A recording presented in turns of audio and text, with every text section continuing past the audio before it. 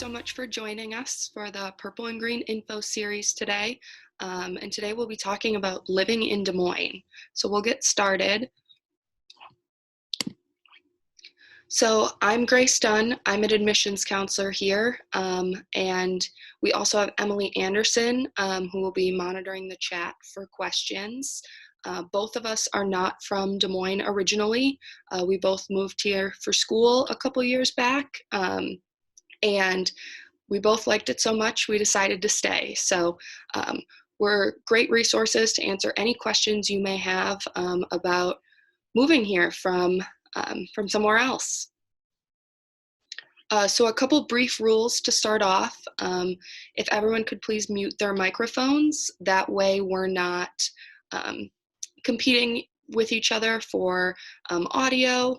Also, if you could please sign in by typing your name into the chat, that way we can get you signed in and send you some Mercy College swag. And also, because, like I said, if everyone can mute their microphones, we'll have everyone submit questions through the chat feature. And we'll either answer those throughout the presentation or definitely get them answered all at the end. And a little brief review if you missed our first info series, because Maureen went over this during the first one as well. So right now, all campus staff and faculty are currently working remotely, but we're still here and available to answer any questions you might have. We also, while classes are currently online for our current students through the end of the spring semester, we are expecting our summer term to return to face-to-face classes on May 18th for our accelerated BSN program and on May 26th for the rest of our programs. So those dates had changed from what originally was planned. So they're now May 18th for the accelerated program and May 26th for our other classes. And then I also would recommend that you check out our website at mchs.edu/health. We're periodically posting updates on there that are important, as well as our mchs.edu/help page. So that page also has a lot of great useful information on it. It's also where if you want to sign up for a time to call or video chat or email with any of us admissions counselors, financial aid, or our other staff, you can use that page to sign up there to do that. And also follow us on all of our social media. We're keeping that updated as well. So diving right in here about Des Moines, our campus is conveniently located right in downtown, so we're close to all of the action. Des Moines is the capital city of Iowa, if you didn't know that. And in 2019, Des Moines was actually voted the #5 best place to live in the US. There's over 600,000 people in the metro area, so that includes the city of Des Moines as well as the surrounding suburbs. And in 2018, it was also voted the fastest growing major metro in the Midwest. So definitely a up and coming and city with a lot going on. So there's a lot of things to do in Des Moines, and I'll touch on a couple of my personal favorites. So first off is we have a nationally renowned downtown farmers market. The farmers market is one of my favorite things to do in the summer on the weekend. It runs from about May through I think the end of September. It's huge. It's definitely the largest farmers market I've ever been to. It spreads our multiple blocks in our downtown area, and there's lots of good food, produce, crafts. It's really got something for everyone. We also, in 2017, were ranked #1 in the #1 minor league sports market. So where our campus is located, we're actually right across the street from the Wells Fargo Arena, which is home to many of our sports teams. So with the parking you get as a student on campus, you can conveniently park right on campus and walk right across the street to go to an Iowa Wild hockey game or an Iowa Wolves basketball game. Also located downtown is the Riverwalk trails, which are great for walking and biking. I definitely, with some of the nice weather we've had recently, have taken advantage of that and gone for some walks at lunchtime or in the evening. It's a great way to get out and be in the outdoors. We also have an abundance of local restaurants in downtown and the surrounding metro area as well, including multiple restaurants that have been featured on Food Network shows such as Diners, Drive-Ins, and Dives, as well as Man vs. Food. Jethro's Barbecue was featured on a Man vs. Food episode. Um, and then we also have lots of shopping available too, from malls in the suburbs to one of my personal favorites, the East Village Shopping District, which has a lot of fun boutiques and independent shops.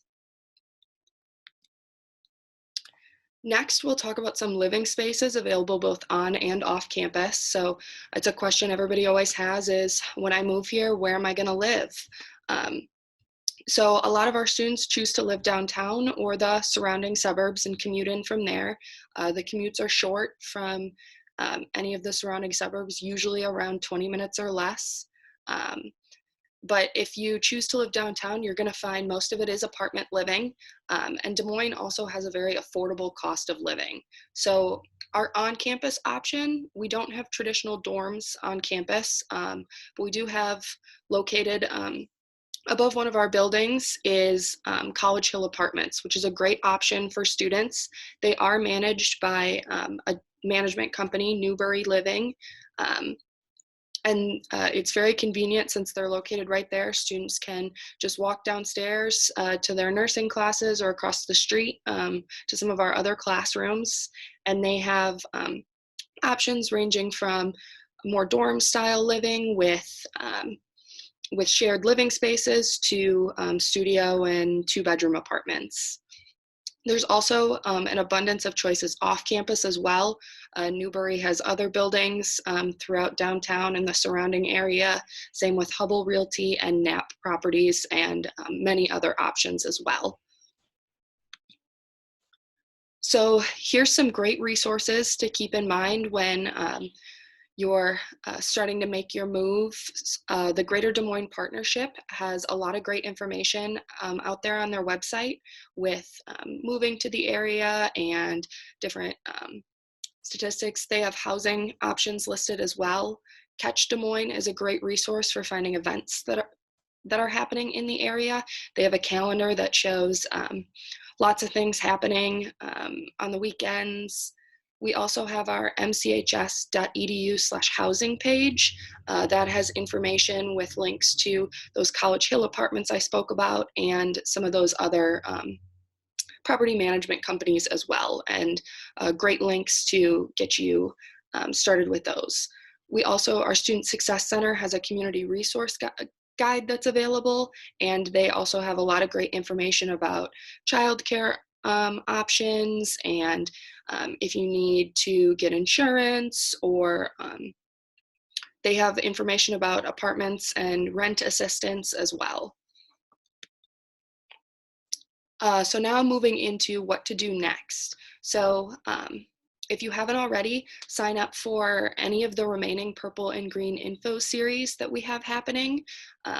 We have a few more, so sign up for the ones that you think you're interested in, or sign up for them all.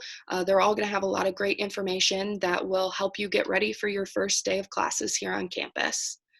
Also, don't forget to turn in all final official transcripts. So if you're currently taking and finishing up some classes, or if you've finished up classes since you had finished your application and admissions process, we'll need all of those updated transcripts sent to us. So definitely once you're able to request those, get those sent off to us.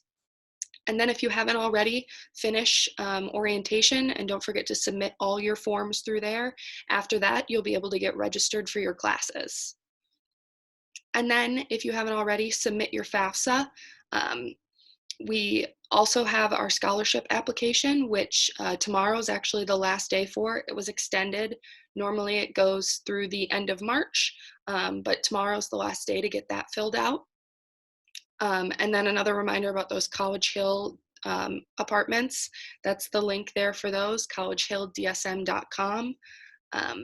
And then don't forget, if you have any other questions, don't hesitate to reach out and contact us with those, whether it's through that help page and signing up for a time for a call or video chat with one of us admissions counselors or financial aid, or just sending us an email. I want to say thanks again for joining us, and we're prepared to answer any questions you may have. Thanks so much.